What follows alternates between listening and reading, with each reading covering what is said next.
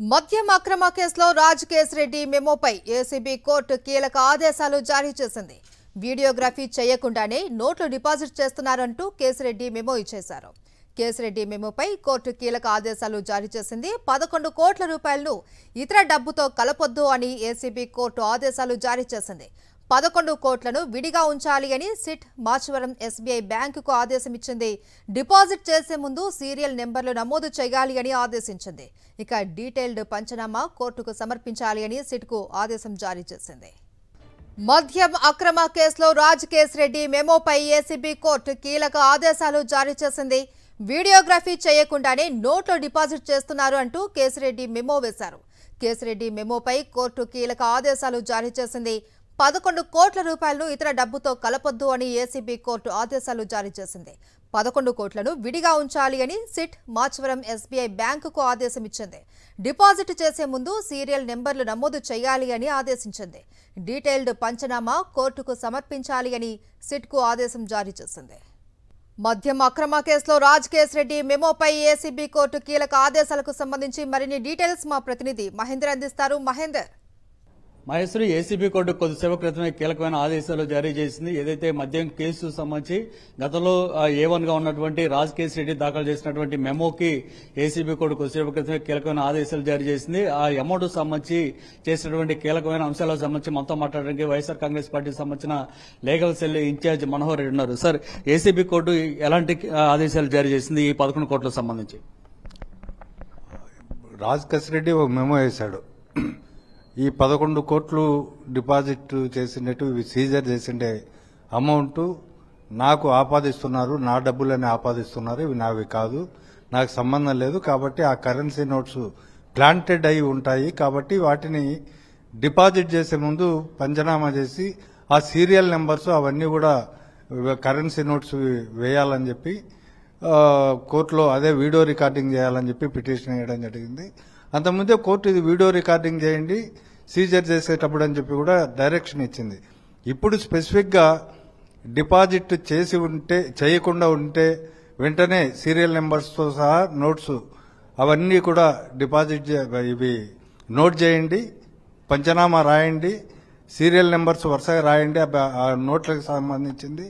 ఒకవేళ ఆల్రెడీ బ్యాంకులో డిపాజిట్ చేసి ఉంటే మిగతా కరెన్సీ నోట్లతో కలపకుండా వీటిని సపరేట్ గా పెట్టమని చెప్పి ఒక డైరెక్షన్ ఇచ్చింది బ్యాంక్ అథారిటీస్ కి. కానీ నిన్న ఎప్పుడైతే వీటి మొత్తాన్ని కూడా పడమట బ్యాంకులో జమ చేయమని చెప్పిన తర్వాత ఎందుకు సిట్ అధికారులు చాలా హడావుడ్ చేస్తూ రాత్రి కూడా బ్యాంకును ఓపెన్ చేసి అక్కడ ఫిక్స్డ్ చేసేటువంటి కార్యక్రమం చేశారు? కారణం ఏంటి? సిట్ ఎందుకు ఇంత తొందరపడుతుంది? జనరల్ గా సిట్టు మామూలుగా న్యాయవాదిగా నేను చెప్పేది ఏంటంటే, పంచనామా ఏదైనా ఈ సీజర్ చేసినప్పుడు హైదరాబాద్ లోనే ఇది సీజ్ చేసినప్పుడే మధ్యవర్తుల సమక్షంలో పంచనామా నిర్వహించి ఆ నోట్ల సీరియల్ నెంబర్లు రాసి తర్వాత ఎన్ని నోట్లు ఏ వ్యాలిడేషన్ అంటే 500 నోట్లు ఎన్ని ఉన్నాయి, 200 నోట్లు ఎన్ని ఉన్నాయి, వాటి నెంబర్లు ఏంటి, ఈ వివరాలన్నీ కూడా అందులో పంచనామాలో పొందుపరిచి తర్వాతనే సిట్ వాళ్ళు దాన్ని స్వాధీనం చేసుకుని ఉండాల్సింది. మరి అది చేయలేదేమో అక్కడ అనేది నాకు అనుమానంగా ఉంది. కాబట్టి ఎందుకంటే అవన్నీ కూడా వీడియో సోషల్ మీడియాలో వైరల్ అయిన దాన్ని బట్టి చూస్తే ఇవన్నీ కొత్త నోట్లుగా కనిపిస్తున్నాయి, పాత నోట్లుగా. ఎందుకంటే ఇవి 2024 జూన్కు సంబంధించిన నోట్లు. అప్పుడు డిపాజిట్ అప్పుడు అక్కడ సులోచన ఫార్మ్స్ లో దాచిపెట్టారు ఇవి రాజ్ రెడ్డి గారు అని చెప్పి ఒక ఆరోపణ చేశారు. కానీ 2024 జూన్లో చేసింటే ఇంతకాలం తర్వాత ఇవి కొత్త నోట్లుగా ఎట్లా చలామణి అవుతున్నాయి, దాని పైన తీవ్రమైన అనుమానాలు ఉన్నాయి. కాబట్టి ఆ అనుమానాలు నివృత్తి చేసుకునేదానికి, ఎందుకంటే ఆర్బీఐ ప్రింట్ చేసినప్పుడు అవి రిలీజ్ చేసినప్పుడు అక్కడంతా ఒక రికార్డు మెయింటైన్ చేసి దాంట్లో సీరియల్ నెంబర్ వైజ్ రాసి పెడతారు, ఎప్పుడు రిలీజ్ చేసిండే డేట్ కూడా ఆ నోట్లను రాస్తారు. కాబట్టి ఇది గాన తప్పు అయితే ఇది తప్పుడు కేసు కిందికి, తర్వాత ఇది ఖచ్చితంగా విట్నెస్లను ప్లాంట్ చేసేదానికి ఇది చేసినారని చెప్పి సిట్టు భావించాల్సి వస్తుంది. ఎందుకంటే నిన్ననే రాజ్ రెడ్డి కోర్టులో చెప్పాడు, నాకు 43 సంవత్సరాలు 45 సంవత్సరాల ముందు నుంచి Sulochana farms, Vardhaman engineering college వీటన్నిటి వ్యాపారాలు వాళ్ళకున్నాయి. దాంట్లో ఐరేట్ హాస్పిటల్లో మాత్రమే మా మిసెస్ చిన్న స్థాయి డైరెక్టరు. తర్వాత ఇప్పుడు నన్ను 40 సంవత్సరాల ఇండస్ట్రీని నన్ను 43 సంవత్సరాల వ్యక్తికి బినామీ అని చెప్పడం మంచిది కాదు, ఇది నాకు సంబంధం లేదని చెప్పి చాలా వేదనతో కోర్టు ముందు రోధించి చెప్పడం జరిగింది. కాబట్టి దీనిపైన ప్రజలకు పలు అనుమానాలు ఉన్నాయి. ఎందుకంటే దీన్ని యాక్చువల్గా హైదరాబాద్లో సులోచన ఫార్మ్స్లో సీజ్ చేసి ఉండాలా, కనీసం ఇప్పటికైనా అక్కడ దాదాపు ఆ 1 ఇయర్ సంబంధించిన సీసీటీవీ ఫుటేజ్ కానీ వీటన్నిటినీ సిట్ వాళ్ళు హ్యాండ్ ఓవర్ చేసి కోర్టు ముందు పెడితే నిజాలు బయటకు వస్తాయి. అదేవిధంగా ఈ నోట్లు అంతకుముందు, ఎందుకంటే దీంట్లో ప్రధానంగా వరుణ్ అనే వ్యక్తి చెప్పిన సమాచారం మేరకు దీన్ని సీజ్ చేశామని చెప్పారు. అయితే ఎవరి ఫామ్లో, విజయేందర్ రెడ్డి ఫామ్లో, అలాగే బాలరెడ్డి అంటే వాళ్ళ తండ్రి వాళ్ళకి సంబంధించిన ఫామ్లో అని చెప్పడం జరిగింది. వీళ్ళందరినీ కూడా గతంలోనే విచారించారు. 160 కింద వాళ్ళకి అంటే విట్నెస్లుగా రమ్మని చెప్పి పిలిచారు. వాళ్ళ స్టేట్మెంట్లు ముగ్గురువి రికార్డ్ చేశారు. ఆ రోజు ఈ 11 కోట్లకు సంబంధించి కానీ, ఈ మనీ ట్రాన్సాక్షన్స్, మనీ ట్రయల్ గురించి కానీ ఎక్కడా చెప్పలే.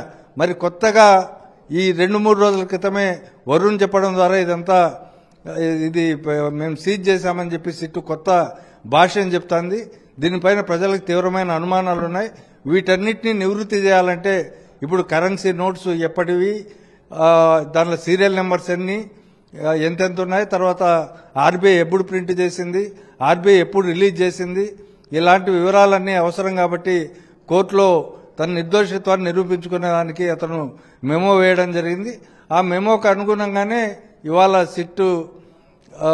ఇవాళ సిబిఐ కోర్టు వాళ్ళు ఒక డైరెక్షన్ ఇచ్చినారు. అంటే ఈ డైరెక్షన్ వల్ల మీకు ఏ విధంగా ప్రయోజనం చేకూరుతుంది, ముఖ్యంగా రాజకేశ్ రెడ్డికి? ఇప్పుడు అది మామూలుగానే ప్లాంటెడ్ మనీ అయితే, ఎందుకంటే అంతకుముందు విచారించినప్పుడు వరుణ్ దగ్గర కానీ, బాలరెడ్డి దగ్గర కానీ, విజయేందర్ రెడ్డి దగ్గర కానీ ఆ విచారణలో ఎక్కడ ఈ డబ్బుల గురించి మాట్లాడలే. మరి ఇప్పుడు మాట్లాడుతున్నారు, వాళ్ళ ఫారంలో సీజ్ చేసినట్టు చెప్తుంటే అవి కూడా కొత్త నోట్లు సోషల్ మీడియాలో, వాళ్ళ ఎల్లో మీడియా పేపర్లోనే నోట్ల కట్టలు కొత్తవిగా కనిపిస్తున్నాయి. మరి జూన్ నుంచి ఇప్పటి వరకు ఉండే నోట్లను అలాగే అదే దీంట్లో ఉంటాయా? కాబట్టి ఇవి ప్లాంటెడ్గా వాళ్ళను బెదిరించి, విజయేందర్ రెడ్డి వాళ్ళను బెదిరించి మిమ్మల్ని ముద్దాయిలుగా చేస్తాము అదర్వైజ్ అని చెప్పి బెదిరించి ఇవన్నీ సీజ్ చేసినట్టు మేము అనుకుంటున్నాము. అది అనిపిస్తుంది ప్రజలకు కూడా, ఈ అభిప్రాయం కలిగేటట్టుగా సిట్ బిహేవ్ చేస్తా ఉంది. ఎందుకంటే 1 ఇయర్ బ్యాక్ ఉండే నోట్లని ఇప్పుడు అకస్మాత్తుగా అంతకుముందు విచారించినప్పుడు కాకుండా ఇప్పుడు అకస్మాత్తుగా సీజ్ చేసి ఇది రాజకేశ్ రెడ్డికి సంబంధించింది అని అతనికి బెయిల్ రాకుండా చేయడానికి, తర్వాత ఈ ప్రభుత్వం అదే పనిగా టార్గెటెడ్ చేసింది కాబట్టి ఈ ప్రభుత్వమే ఇలాంటి ఏర్పాట్లు చేసిందనే అనుమానం కూడా స్పష్టంగా కలుగుతా ఉంది.